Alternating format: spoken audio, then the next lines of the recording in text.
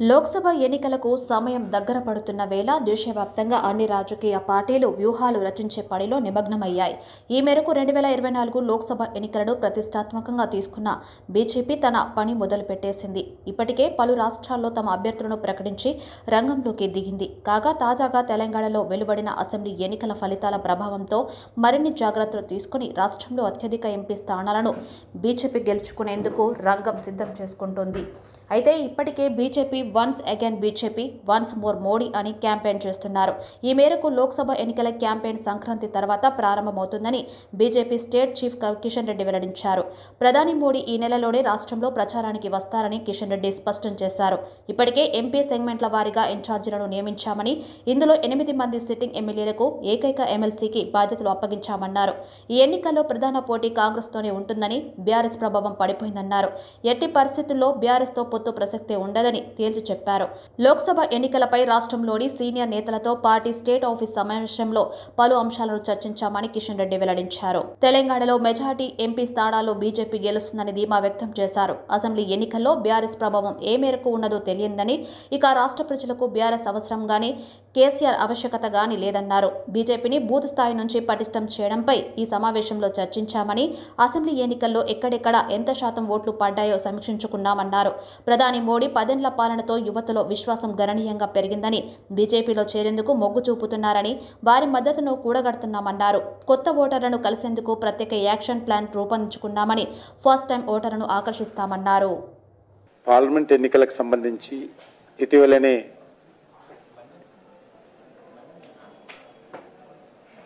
కేంద్ర హోంమంత్రి అమిత్ షా గారి సమక్షంలో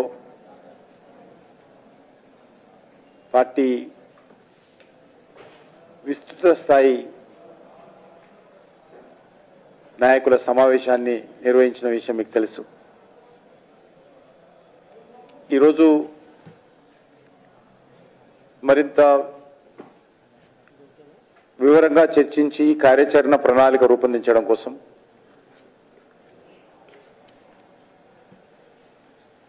పార్లమెంట్ నియోజకవర్గాల ఇన్ఛార్జీలు, పార్లమెంట్ నియోజకవర్గాలకు సంబంధించినటువంటి పరిశీలకులు, కన్వీనర్స్, జాయింట్ కన్వీనర్స్, అదేవిధంగా శాసనసభ్యులు సమావేశం ఈరోజు నిర్వహించడం జరిగింది.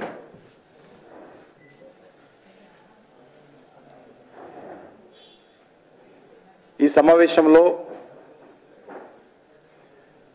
అన్ని రకాలుగా వచ్చే పార్లమెంట్ ఎన్నికలను పూర్తిగా శక్తిని కేంద్రీకరించి ఎదుర్కోవాలని నిర్ణయించాం. పోలింగ్ బూత్ స్థాయి నుంచి పార్టీని పటిష్టం చేసుకోవడము, శాసనసభ ఎన్నికల్లో పోలింగ్ బూత్ వారీగా వచ్చినటువంటి ఓట్లను సమీక్షించుకొని రానున్నటువంటి పార్లమెంట్ ఎన్నికలకు పార్టీ యంత్రాంగాన్ని పూర్తి స్థాయిలో సంసిద్ధం చేయడం, అదేవిధంగా పార్టీలో పెద్ద ఎత్తున గ్రామ స్థాయిలో, మండల స్థాయిలో ఉన్నటువంటి యువతను చేర్పించేటువంటి కార్యక్రమం చేయడం ప్రధానంగా ఈరోజు చర్చించడం జరిగింది. పెద్ద ఎత్తున యువత దేశంతో పాటు తెలంగాణ రాష్ట్రంలో కూడా నరేంద్ర మోడీ గారి నాయకత్వంలో మూడోసారి కేంద్ర ప్రభుత్వం అధికారంలో రావాలని, బీజేపీ అధికారంలో రావాలని కోరుతున్న విషయం అందరికీ తెలిసిందే. అందుకే చాలా పెద్ద ఎత్తున యువత ఈమెయిల్స్ ద్వారా, వాట్సాప్ల ద్వారా, సోషల్ మీడియాల ద్వారా బీజేపీకి పనిచేస్తామని, బీజేపీలో చేరడానికి సిద్ధంగా ఉన్నామని చాలామంది సందేశాలు పంపిస్తూ ఉన్నారు. అదేవిధంగా మేము గ్రామాల్లో వెళ్తున్నప్పుడు మా పార్టీ నాయకులు పెద్ద ఎత్తున అన్ని వర్గాల యువత బీజేపీ వెంట నడవడానికి సిద్ధంగా ఉన్నది. ఈ స్పందనను దృష్టిలో పెట్టుకొని వాళ్ళందరినీ కూడా భారతీయ జనతా పార్టీలో చేర్పించుకోవాలి, వచ్చే ఎన్నికల్లో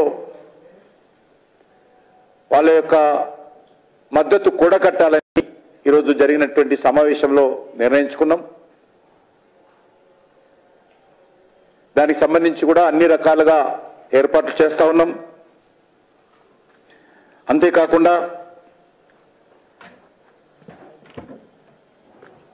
కొంతమంది పెద్దలు, పార్టీ శాసనసభ్యులు వీళ్ళందరినీ కూడా వివిధ పార్లమెంట్ నియోజకవర్గాలకు ఇన్ఛార్జీలుగా కూడా నియమించడం జరిగింది. మా పార్టీ శాసనసభ్యులు, రాష్ట్ర నాయకులతో కలిపి 17 మందిని ఈ రకంగా ఈరోజు నిర్ణయించి బాధ్యతలు ఇవ్వడం జరిగింది.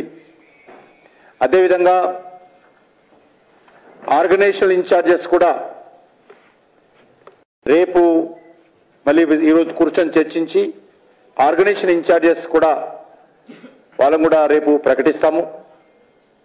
అదేవిధంగా కొంతమంది పార్లమెంట్ కన్వీనర్స్ను కూడా స్థానికంగా ఉన్నటువంటి ఎన్నికలను సమన్వయం చేయడం కోసము పార్లమెంట్ కన్వీనర్స్ కూడా నియమిస్తున్నాము.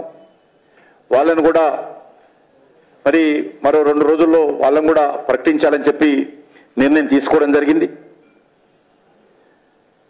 వచ్చేటువంటి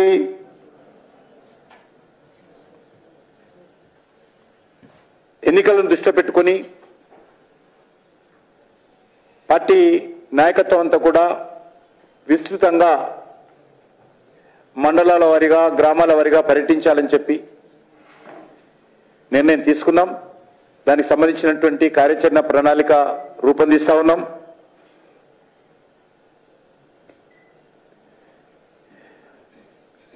ఈరోజు ఫిర్ ఏక్ బార్ మోడీ సర్కార్ అనే నినాదంతో అధికారంలో రావడం కోసము ఎన్నికల్లో మా ప్రచార భేరీని మోగించనున్నాం. సంక్రాంతి తర్వాత ఈ యొక్క ఎన్నికల ప్రచార కార్యక్రమానికి జాతీయ స్థాయిలో శ్రీకారం చుడతారు. తెలంగాణలో కూడా పూర్తి స్థాయిలో శక్తిని కేంద్రీకరిస్తాం. మెజార్టీ స్థానాలలో బీజేపీ గెలవనున్నది. ఎందుకంటే ఈరోజు ప్రధానమైనటువంటి పోటీ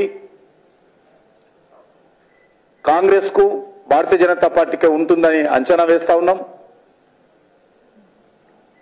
ఎందుకంటే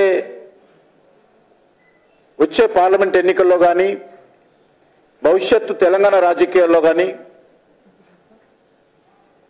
టీఆర్ఎస్ పార్టీ ఇర్రెలెవెంట్ పార్టీ అవుతుంది. టీఆర్ఎస్ పార్టీ లేక బీఆర్ఎస్ పార్టీ, కేసీఆర్ కుటుంబం యొక్క ఆవశ్యకత తెలంగాణకు అవసరం లేదు. కాబట్టి ఈరోజు